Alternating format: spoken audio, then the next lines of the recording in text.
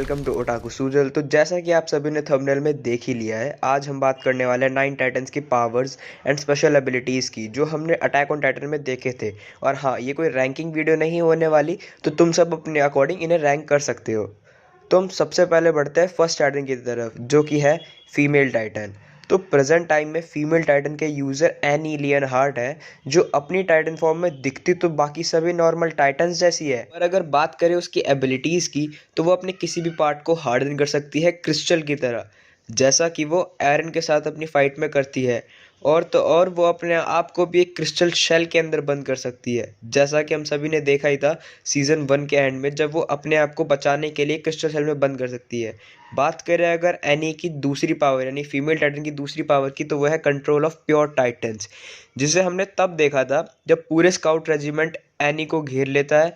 तब वो इस पावर को यूज़ करती है बचने के लिए और प्योर टाइटन्स को अपनी तरफ बुला लेती है। नेक्स्ट है आर्मर टाइटन। तो ये टाइटन करंट में राइनर के पास है। और हाँ, अगर बात करें इसकी पावर या एबिलिटी की, तो जैसा इसका नाम है वैसा ही इसकी पावर। ये टाइटन पूरी तरह से कवर्ड है आर्मर से, जो कि बहुत ही स्ट्रॉन्ग एंड ड्यूरेबल है। बट हाँ, जब से टाइटन स्पीयर आया है उसके बाद से उतना काम का नहीं है। बट इसकी एक और एबिलिटी है, जो कि है आर्मर श्रेडिंग, जिसमें ये अपने आर्मर को निकाल सकता है, जिसकी वजह से इसकी स्पीड बहुत ज़्यादा तेज हो जाती है।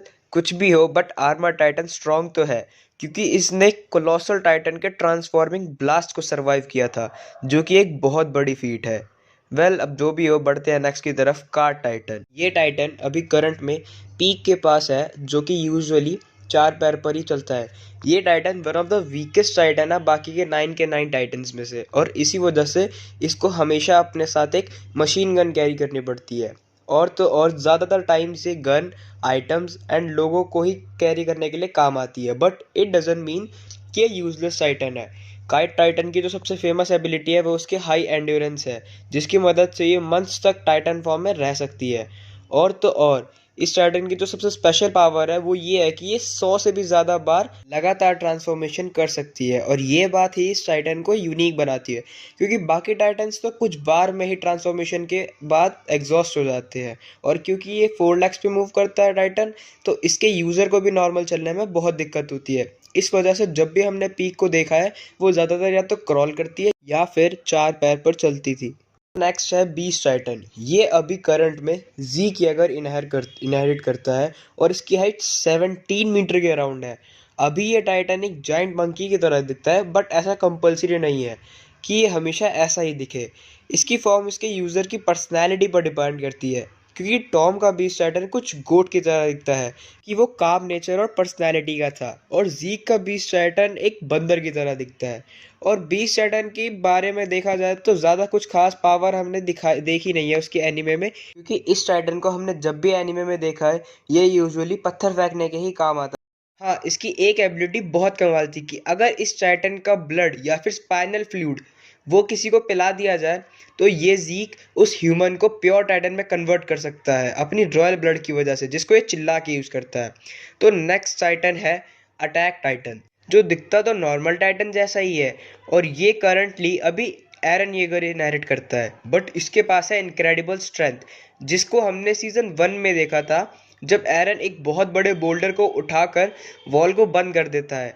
और तो और इसके पास फीमेल टाइटन जैसी ही हार्डनिंग पावर्स भी है, बट जो पावर इसे खास बनाती है और मुझे सबसे बढ़िया लगती है इस टाइटन के बारे में, वो है इसकी फ्यूचर इनहेरिटर्स की मेमोरी देख पाना, जिसकी वजह से एरन ने फ्यूचर को देखा था और रंबलिंग स्टार्ट करी थी। अब हम बढ़ते हैं अपने नेक्स्ट टाइटन की तरफ, जो कि बहुत ही बड़ा है, कोलोसल टाइटन।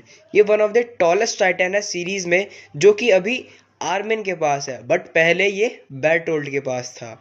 इसकी हाइट 50 मीटर से भी ज़्यादा है, और इस टाइटन को लिटरली गॉड ऑफ डिस्ट्रक्शन का नाम दिया जाता है, क्योंकि सिर्फ इसका ट्रांसफॉर्मेशन ही इतना बड़ा ब्लास्ट करता है कि वो एक सिटी को डिस्ट्रॉय करने के लिए काफ़ी है।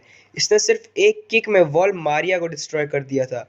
क्योंकि ये one of the tallest Titan है, इसलिए ये स्ट्रॉन्गेस्ट भी है, बट ये बहुत स्लो भी हो जाता है, और इस वजह से ही इसको तरफ आ रहे अटैक से बचने में इसको बहुत दिक्कत होती है। इस वजह से अपना सीक्रेट वेपन यूज करता है जो कि है हॉट स्ट्रीम। इस पावर को हमने पहली बार ट्रॉस डिस्ट्रिक्ट आर्क में देखा था, जब आर्मिन इस हॉट स्ट्रीम की वजह से नियरली डेथ सिचुएशन में पहुंच जाता है।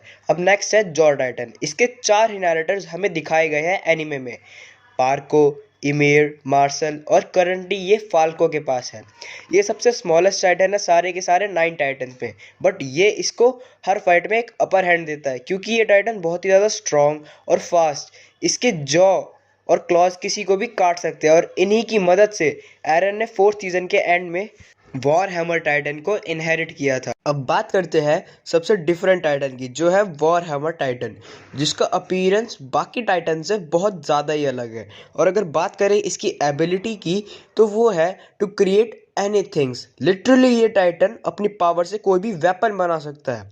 ये अपनी हार्डन स्किन की मदद से वेपन्स बनाता है, जिसकी मदद से इसने एरन को भी थोड़ी बहुत टक्कर दी थी।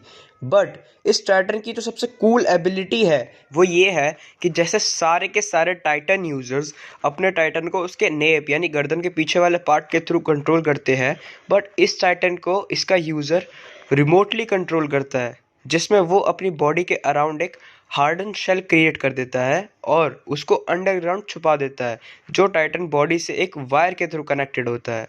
और अब बात करते हैं उस टाइटन की जिसका सब इंतज़ार कर रहे थे, द फाउंडिंग टाइटन।